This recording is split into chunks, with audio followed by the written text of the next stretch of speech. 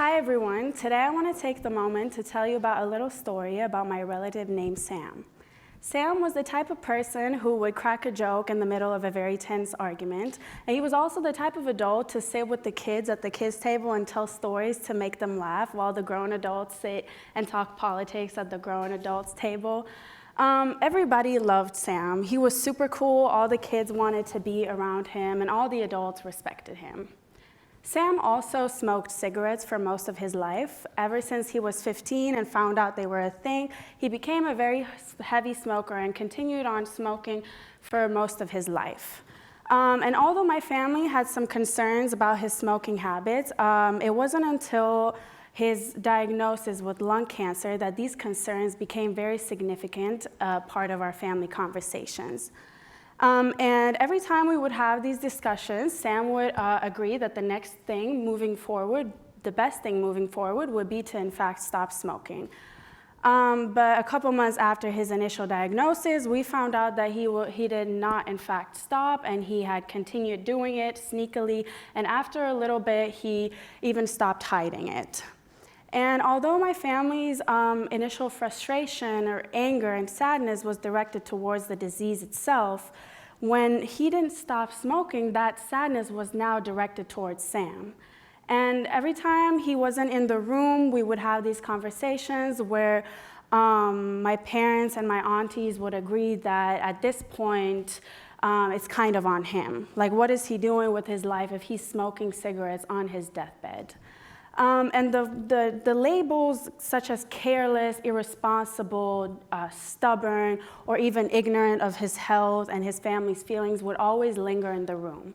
And as a kid, you really adopt your parents' perspectives because that's what you're surrounded with. So I grew up despising that part of Sam. Even though I loved him very deeply, I despised how he did not have the impulse control to just stop and be healthy for at least us. But then I grew up and I decided to pursue neuroscience, and in my neuroscience classes I had the opportunity to learn about the neurobiological basis of addiction. And the more you really understand how addiction works, you realize that it is really not as simple as a free moral choice to smoke or not to smoke at any given moment. In fact, addiction involves numerous factors such as the environmental setting, genetic predispositions, emotional processing, environmental triggers, et cetera, that really add to the depth and complexity of it as a struggle for a human being. And I'm not saying that smoking is good, and I'm not promoting it in any type of way, but I am asserting that it's human to smoke, and it's human still to smoke on your deathbed. But human is messy, so for us to make sense of the people that surround us, of the dynamic society that we live in, we go to labels. To neat labels such as irresponsible, such as stubborn or ignorant, to make sense of why Sam was doing what was killing him. And this is where the problem arises. Although categorization has definitely proved very useful in the transformation of our society from caves to skyscrapers, and it has ultimately aided on our survival. For example, our ancestor had to clearly tell the difference between a friendly animal or one that you should be running away from, between a good fruit to eat and a poisonous one. So we have categorized every part of our society that has ultimately helped us survive, and it has also built the basis of every science discipline. We organize elements in the periodic table, we categorize different types of energies and physics. To say the less, it really has formed the basis of a functioning society and a way for us to make sense of our dynamic world. However, on a daily basis, most of us are not really contemplating whether a fruit is good to eat or trying to fight a bear, or none of us are really trying to solve quantum mechanics. Most of our everyday interaction revolve with other human beings, and that's where our instinct to categorize is most prevalent. That's where we give it most attention. But it's really, humans are such complex and dynamic beings that neat labels have never been sufficient. So if I'm today asserting that there's a problem with categorization, then I'm required to offer a solution.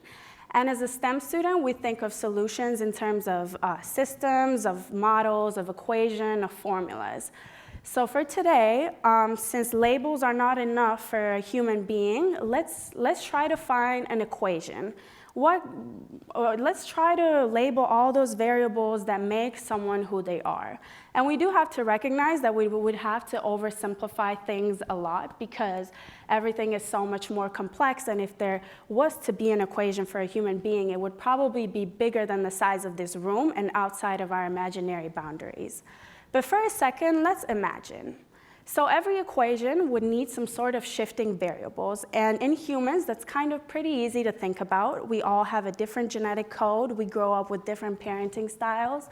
We have different environmental experiences, and even every other interaction that we've had with our friends or another person before would be one of these variables because they have ultimately shaped a little bit how we think. So outside of the variables, every equation has some sort of specific structure that make that equation what it is. So some constants or laws that govern that equation.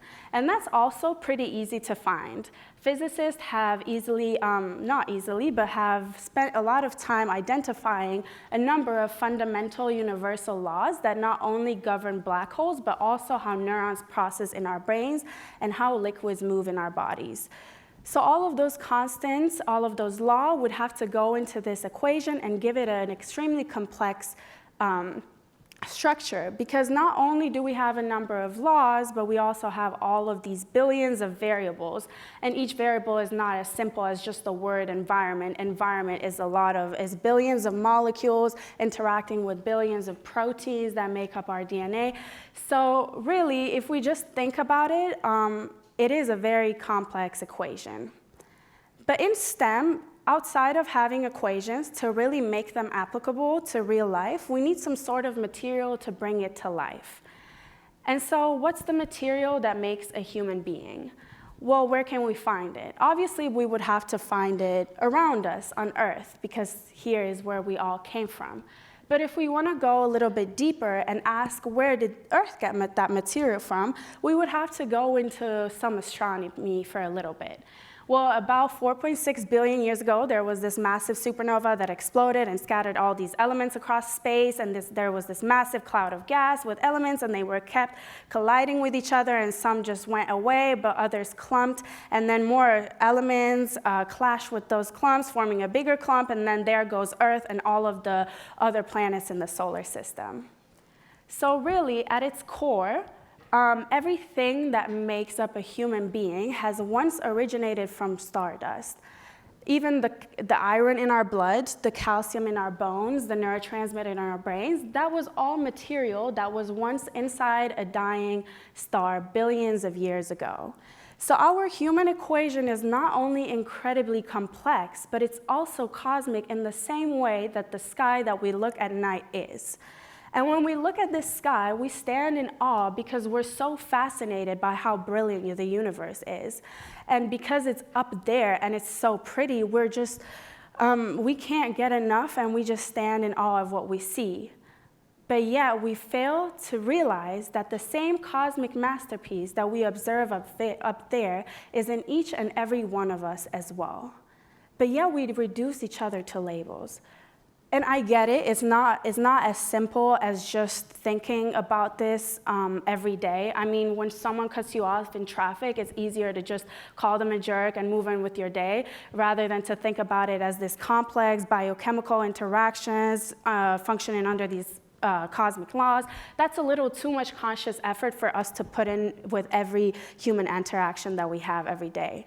But I'm saying if we do just internalize this idea and understand at least a fraction of our complexity, then imagine how our society can be transformed. Because a society that understands the dynamic nature of being a human being and doesn't just go to labels to categorize people is a society that serves us better after all.